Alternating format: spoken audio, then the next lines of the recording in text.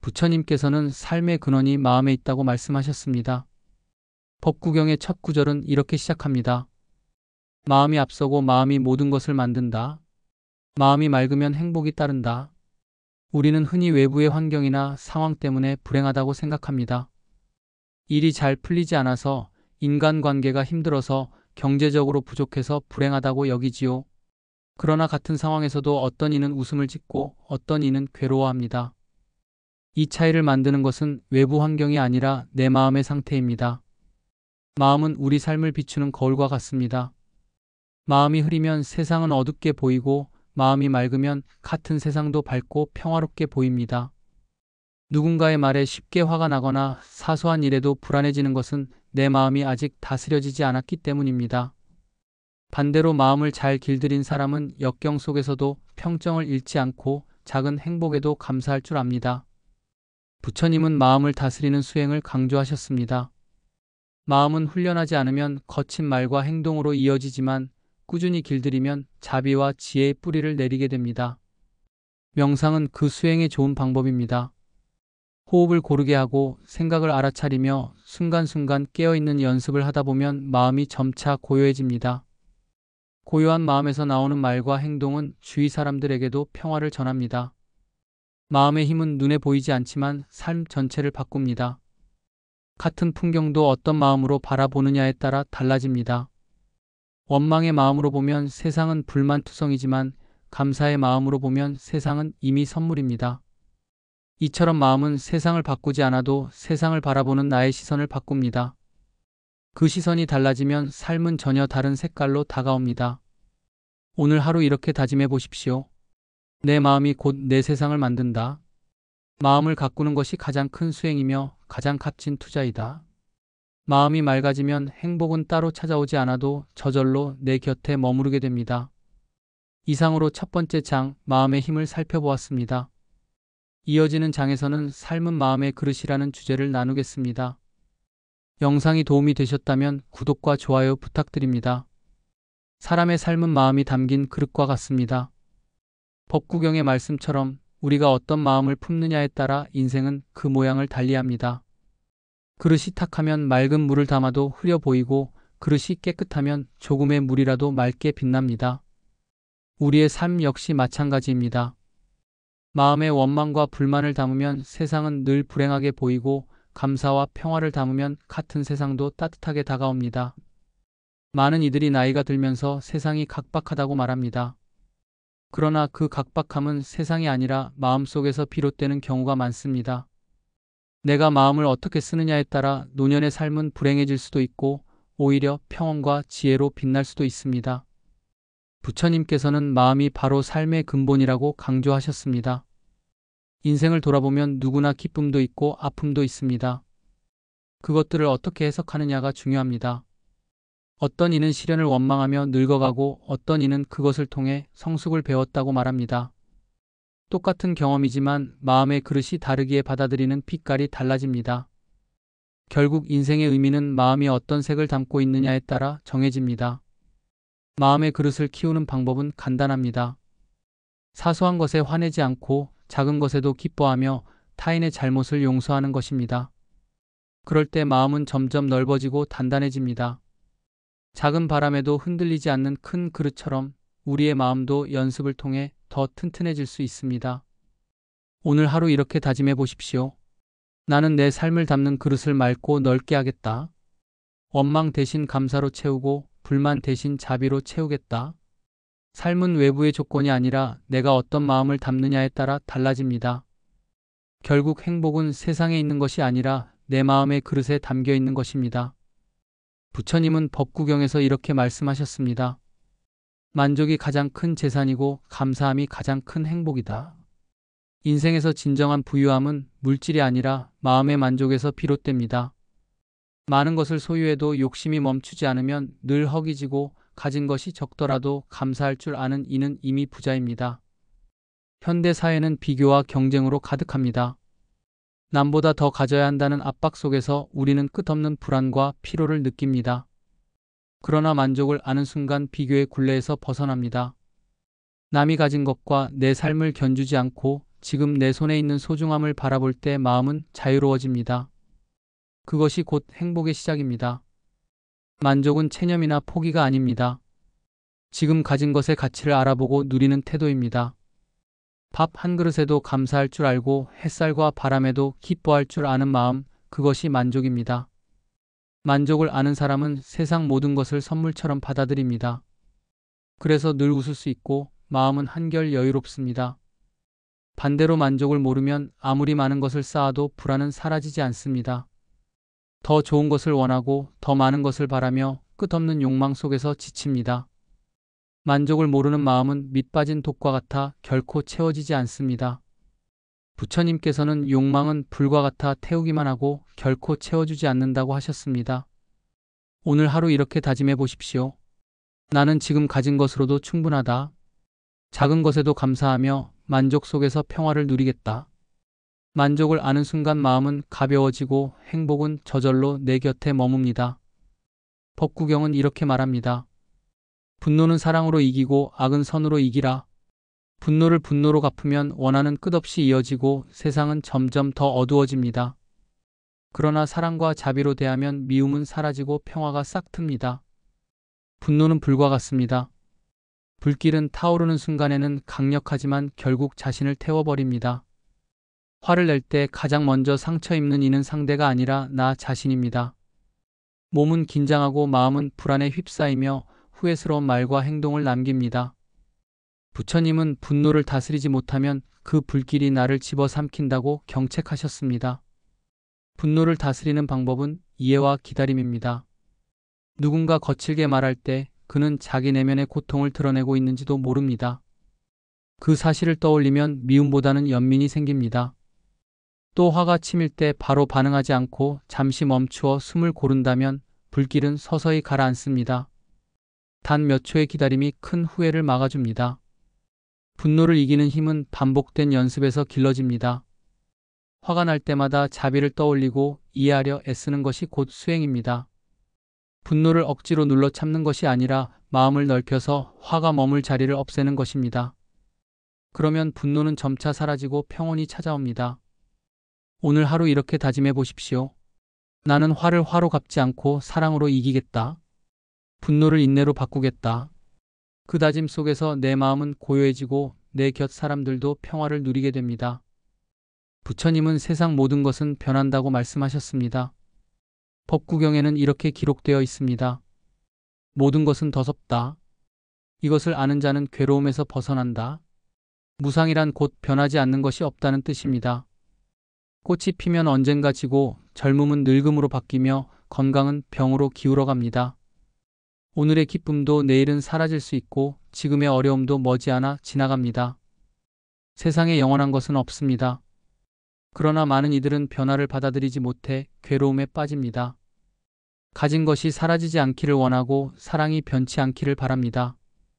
하지만 변화는 멈출 수 없습니다. 집착이 깊을수록 실망도 커지고 그 실망이 고통이 됩니다. 부처님은 이 무상을 바로 보는 것이 지혜라고 하셨습니다. 무상을 깨달으면 절망에 빠지는 것이 아니라 오히려 자유로워집니다. 꽃이 곧 질 것을 알기에 그 순간의 아름다움이 더 소중합니다. 인연이 머무는 동안 감사할 줄 알고 떠날 때는 미련 없이 보낼 수 있는 힘이 생깁니다. 변화가 두렵지 않은 이유는 그것이 자연의 이치임을 알기 때문입니다. 우리의 삶은 매일 변합니다. 어제의 나는 오늘의 나와 다르고 오늘의 나는 내일의 나와 같지 않습니다. 그렇기에 오늘 이 순간이 더욱 소중합니다. 무상을 깨달은 사람은 현재를 놓치지 않고 불필요한 집착에서 벗어나 평화롭게 살아갑니다. 오늘 하루 이렇게 다짐해 보십시오. 나는 무상을 받아들이고 지금 이 순간을 온전히 살겠다. 변화를 거부하지 않고 그 안에서 지혜를 배우며 평화를 찾는 삶이 곧 괴로움에서 벗어나는 길입니다. 부처님은 우리에게 과거에 머물지 말고 미래를 지나치게 걱정하지 말라고 가르치셨습니다. 법구경의 말씀처럼 현명한 이는 오늘을 살아갑니다. 어제는 이미 지나갔고 내일은 아직 오지 않았습니다. 오직 지금 이 순간만이 우리에게 주어진 삶의 전부입니다.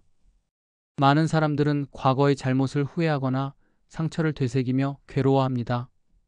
또 어떤 이는 아직 오지 않은 미래를 걱정하며 불안에 휩싸입니다. 그러나 과거는 되돌릴 수 없고 미래는 알 수 없습니다. 우리가 붙잡을 수 있는 것은 현재뿐입니다. 현재를 잃으면 삶은 공허해지고 현재를 누리면 삶은 충만해집니다. 현재를 산다는 것은 특별한 일이 아닙니다. 밥을 먹을 때는 밥맛에 집중하고 걷는 동안 발걸음을 느끼며 대화할 때는 상대의 눈빛을 바라보는 것입니다. 작은 일에도 마음을 온전히 두는 것이 현재에 머무는 수행입니다. 그렇게 할 때 일상은 평범함을 넘어 기쁨과 감사로 가득 찹니다. 부처님은 오늘의 삶이 모여 내일을 만든다고 하셨습니다. 오늘을 제대로 살지 못하면 내일도 달라지지 않습니다. 그러나 오늘을 충실히 산다면 미래는 저절로 평화롭습니다. 현재를 사는 힘이 곧 미래를 바꾸는 힘입니다. 오늘 하루 이렇게 다짐해 보십시오. 나는 과거에 집착하지 않고 미래를 두려워하지 않겠다. 지금 이 순간에 충실하겠다. 순간을 온전히 살아갈 때 우리의 마음은 더 깊고 평화로워지고 인생은 빛을 발합니다. 법구경에는 이런 말씀이 있습니다. 자신이 행한 선은 자신을 지켜주고 자신이 행한 악은 자신을 파괴한다. 우리의 삶은 결국 우리가 쌓은 업의 결과로 이루어집니다. 선을 행하면 그 선이 나를 보호하고 악을 행하면 그 악이 나를 무너뜨립니다. 많은 사람들은 잘못을 저질러도 남이 모르면 괜찮다고 생각합니다. 그러나 부처님은 모든 행위는 반드시 자신에게 돌아온다고 하셨습니다. 선행은 밝은 그림자가 되어 나를 지키고 악행은 어두운 그림자가 되어 나를 따라다닙니다. 아무도 보지 않아도 업은 사라지지 않고 반드시 결과를 맺습니다. 선과 악의 씨앗은 크기와 상관없이 자라납니다. 작은 친절도 언젠가 큰 기쁨으로 돌아오고 작은 악행도 언젠가 괴로움으로 되돌아옵니다. 그러므로 사소한 순간에도 마음을 살피고 바른 길을 택하는 것이 중요합니다. 부처님은 작은 악도 가벼이 여기지 말고 작은 선도 무시하지 말라고 말씀하셨습니다. 노년의 삶에서 가장 큰 자산은 재물이 아니라 평온한 마음과 사람들의 신뢰입니다. 선을 행하며 쌓은 업은 노후를 따뜻하게 지켜주지만 악을 쌓은 사람은 외롭고 괴로운 길을 걷게 됩니다. 지금 우리가 어떤 선택을 하느냐가 곧 미래의 나를 결정합니다. 오늘 하루 이렇게 다짐해 보십시오. 나는 선을 행하여 스스로를 지키고 악을 멀리하여 스스로를 해치지 않겠다. 선과 악의 결과는 피할 수 없는 법칙입니다. 그러므로 바른 행위를 선택하는 것이 곧 자신을 사랑하는 길입니다. 법구경에는 이런 말씀이 있습니다. 지혜로운 이는 작은 잘못도 두려워하고 선행을 기뻐한다. 지혜란 단순한 지식이나 경험이 아니라 올바르게 보고 올바르게 판단하는 눈입니다. 지혜가 있는 사람은 작은 악도 가벼이 여기지 않고 작은 선도 소중히 여깁니다. 그것이 곧 삶을 바르게 이끄는 힘이 됩니다. 지혜로운 사람은 눈앞의 이익에만 머물지 않습니다. 당장의 즐거움이 아니라 그것이 불러올 결과를 봅니다. 잠시의 탐욕이 큰 고통으로 이어짐을 알고 절제할 줄 알며 작은 선행이 큰 행복의 씨앗이 됨을 알기에 기꺼이 실천합니다. 지혜는 삶의 길잡이와 같아 올바른 방향을 잃지 않게 해줍니다. 어리석음은 반대로 눈앞의 것만 보고 멀리 내다보지 못합니다. 순간의 분노에 휘둘려 남을 상처내고 욕심에 이끌려 자신을 해칩니다. 어리석음 속에서는 만족도 평화도 없습니다. 부처님은 지혜 없는 삶은 마치 어두운 밤길을 등불 없이 걷는 것과 같다고 하셨습니다. 나이가 들수록 지혜의 가치는 더욱 커집니다. 젊을 때는 힘이나 재산이 삶을 움직였다면 노년에는 지혜가 삶을 지탱합니다. 지혜로운 이는 자신을 다스리고 가정을 평화롭게 하며 이웃에게도 존경을 받습니다. 지혜가 곧 삶의 빛이 되기 때문입니다. 오늘 하루 이렇게 다짐해 보십시오. 나는 지혜롭게 살겠다. 작은 잘못도 경계하고 작은 선행도 소중히 하겠다. 지혜는 멀리 있는 것이 아닙니다. 순간순간 마음을 살피고 바른 길을 택하는 것, 그것이 바로 지혜의 삶입니다. 법구경에는 이렇게 기록되어 있습니다. 병 없는 것이 최고의 이익이며 만족이 최고의 재산이고 믿음이 최고의 친척이며 열반이 최고의 행복이다. 이 말씀은 진정한 행복이 어디에 있는지를 알려줍니다. 많은 사람들은 돈이나 지위, 명예를 행복의 기준으로 삼지만 부처님은 그것들이 오래가지 못한다고 말씀하셨습니다. 몸이 건강한 것은 큰 복입니다. 아무리 재산이 많아도 병들어 누우면 즐길 수 없습니다. 마음이 만족을 알면 그것은 가장 큰 재산이 됩니다. 만족하지 못하면 아무리 많이 가져도 허전하고 불안합니다. 믿음은 사람을 지탱하는 힘입니다. 가족과 이웃, 세상에 대한 믿음이 무너지면 삶은 고립되고 외로워집니다. 그리고 부처님이 말씀하신 최고의 행복은 열반, 즉 마음의 해탈과 평화입니다. 욕망과 분노, 집착에서 벗어나 마음이 자유로워질 때 비로소 참된 행복을 맛볼 수 있습니다. 외부 조건은 언제든 변하지만 내 마음속의 평화는 잃지 않을 때 진정한 행복은 사라지지 않습니다. 우리 사회는 끊임없이 더 가지라고 요구합니다. 그러나 행복은 밖에서 오는 것이 아니라 마음속에서 자라납니다. 감사할 줄 아는 마음, 만족할 줄 아는 태도, 연민과 지혜를 품은 삶 속에서 행복은 저절로 꽃을 피웁니다. 오늘 하루 이렇게 다짐해 보십시오. 나는 건강을 소중히 여기고 만족을 재산으로 삼으며 믿음을 잃지 않고 마음의 평화를 지켜나가겠다. 그것이 곧 부처님이 가르치신 진정한 행복의 길입니다. 법구경에는 이런 말씀이 있습니다. 고요히 머무는 자, 마음이 흔들리지 않는 자는 즐거움과 슬픔을 넘어선다. 이 구절은 마음의 평온이야말로 인생에서 가장 큰 자유와 행복임을 알려줍니다. 세상은 늘 변하고 사람의 마음도 오르내립니다. 그러나 수행을 통해 마음을 다스린 이는 기쁨과 슬픔 모두에 치우치지 않고 중심을 지킵니다. 마음이 평온한 사람은 작은 일에 요동하지 않습니다. 남의 말에 쉽게 상처받지 않고 세상의 변화에도 과도하게 흔들리지 않습니다. 그는 바람 부는 강가의 바위처럼 묵묵히 자리를 지키며 자신뿐 아니라 주위에도 평화를 전합니다. 이런 마음의 힘은 나이와 상관없이 누구에게나 필요한 자산입니다. 평온을 얻기 위해서는 집착을 내려놓아야 합니다. 얻고 잃는 것, 오르고 내리는 것에 지나치게 매달리면 마음은 늘 흔들립니다. 그러나 무상함을 알고 내려놓으면 마음은 점차 고요해집니다. 평온은 외부 조건에서 오는 것이 아니라 내려놓은 마음에서 비롯됩니다. 노년의 삶에서 마음의 평온은 더욱 소중합니다. 육체의 힘은 약해지고 주변의 환경도 변하지만 평온한 마음은 우리를 든든히 지켜줍니다. 평온은 삶의 마지막까지 우리를 따뜻하게 감싸는 방패와 같습니다. 오늘 하루 이렇게 다짐해 보십시오. 나는 기쁨과 슬픔을 모두 넘어서 평온을 지키겠다. 집착을 내려놓고 고요 속에서 자유를 누리겠다. 그 다짐이 쌓일 때 우리 인생은 마지막 순간까지 평화롭게 빛날 수 있습니다. 아우트로 음악과 함께 마무리합니다.